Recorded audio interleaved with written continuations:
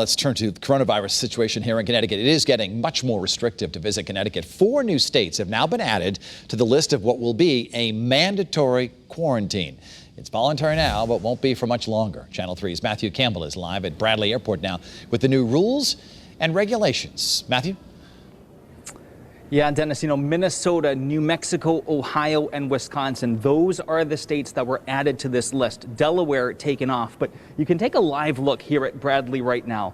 Not a soul here. We've been here multiple times since the quarantine began, and each time it gets emptier and emptier. In fact, Governor Ned Lamont says the airlines have reported a 50% increase in cancellations after the quarantine took effect. Now, even though it seems to have kept travel relatively low, flights continue to come in daily from hotspots. Florida, a huge direct destination. It's also one of the worst states in the country when it comes to the coronavirus.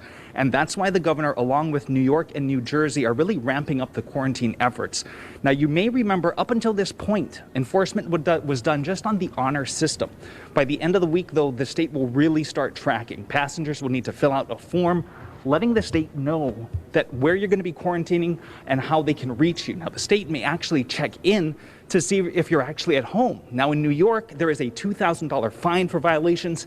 Connecticut considering a financial penalty, too. Take a listen. I mean, you should be.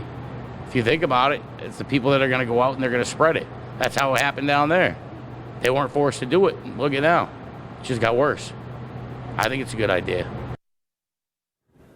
All right, now the forms are not being handed out yet, and that's because they are still being crafted. But the governor says expect this to be enforced by the end of the week, definitely by the weekend. That's the latest live here at Bradley. Matthew Campbell, Channel 3 News.